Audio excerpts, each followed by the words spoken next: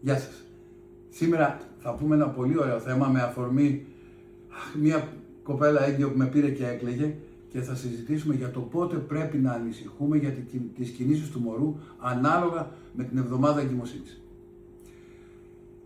Το πρώτο τρίμηνο δεν υπάρχουν κινήσεις του μωρού που να είναι ορατές ή αισθητές από τη μαμά. Έτσι λοιπόν εκεί δεν έχουμε να πούμε κάτι.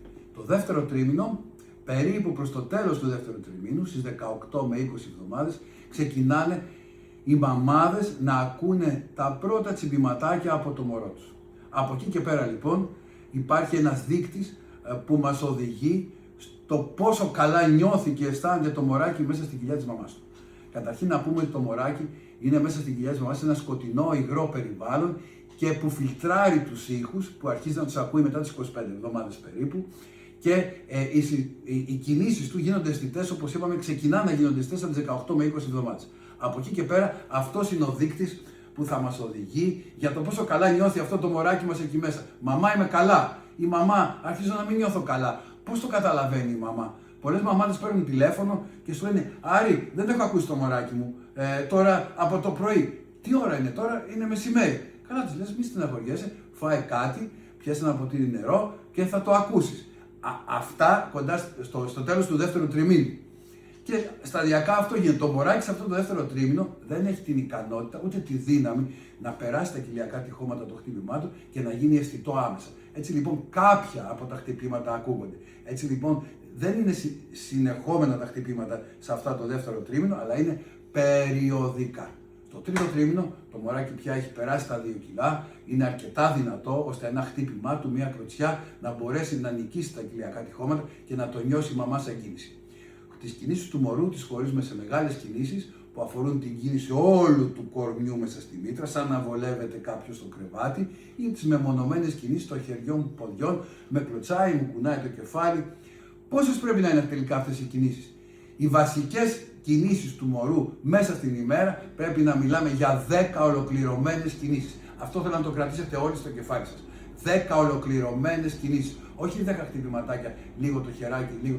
10 ολοκληρωμένες κινήσεις. Πότε μπορεί να γίνονται αυτές οι κινήσεις? Μπορεί να γίνονται μέσα σε όλο το εύρος της ημέρας. Αν περάσουμε τις 15, 20 κινήσεις, 30, πάρα πολύ ωραία, τέλεια. Αλλά οι 10 είναι απαραίτητες κινήσεις. Εάν περάσουν πάνω από 12 ώρες και δεν έχουμε ακούσει το μωράκι μας, όντας στις αρχές, στη μεσότητα ή προς το τέλος του τρίτου τριμήνου, τότε είναι μια πολύ σημαντική πληροφορία που πρέπει να τη δώσετε στο γιατρό σας. Σε αυτό το επίπεδο λοιπόν έχετε το εξής. Σε αυτό όλο το επίπεδο παίζει ρόλο και η διατροφή της μαμάς.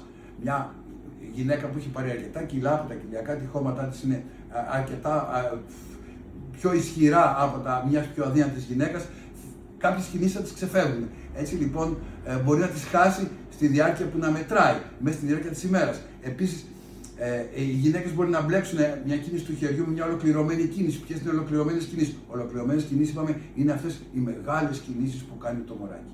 Όταν λοιπόν ένα μωράκι έχει πάνω από 10, το ξαναλέω, ολοκληρωμένες κινήσεις μέσα στη διάρκεια της ημέρας, ας είναι αυτές συγκεντρωμένες και μέσα σε 2, 3, 4 ώρες. Δεν χρειάζεται να είναι σε όλη την ημέρα. Όταν κινείται η μαμά, δύσκολα μπορεί να ακούσει το μωράκι. Τότε λοιπόν το μωράκι λειτουργεί μια χαρά.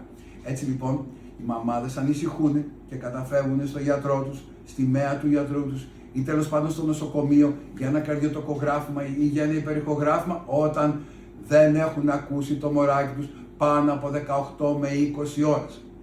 Δεν πρέπει να περάσει ένα 24ωρο που να μην έχει ακούσει η μητέρα το μωρό. Είναι μια πολύ σημαντική πληροφορία που πρέπει να έχει κάθε μια σας μέσα στο κεφάλι της, έτσι ώστε να μην χάνονται μωράκια από αυτό. Το μωράκι αντέχει, επίσης θέλω να ξέρετε. Τα μωράκια δεν φεύγουν αν είναι να φύγουν από τη μια στιγμή στην άλλη, εκτός από κάποιες πολύ λίγες περιπτώσεις. Γενικά, αν ένα μωράκι στραβώσει στη λειτουργία του σε εισαγωγικά, η έξοδος του γίνεται αργά και πρέπει να γίνει αντιληπτή και να προληφθεί. Αυτή είναι και η δουλειά του μευτήρα και η δουλειά της μαμάς είναι έγκαιρα, αν δεν ακούει το μωρό, ξαναλέμε, πάνω από 10 φορές την ημέρα, έτσι, να απευθυνθεί στο γιατρό της και από εκεί εκείνος ξέρει τι θα κάνει, ξέρει πώς θα την κατευθύνει, ξέρει τι πρέπει να κάνει.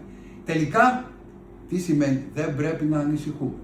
Είπαμε το δεύτερο τρίμηνο, το μωράκι το ακούμε ελάχιστα και δεν είναι κριτήριο οι κινήσεις του μωρού για την υγεία του. Στο τρίτο τρίμηνο το ακούμε καλά, είναι κριτήριο το πόσο καλά περνάει μέσα στη μήτρα και σας εξήγησα και τον τρόπο. Γενικά τι κάνουμε, έχουμε εμπιστοσύνη στον γιατρό μας, προσπαθούμε να είμαστε συνεπείς στον τρόπο παρακολούθησής μας και όλα θα πάνε καλά. Να είστε καλά.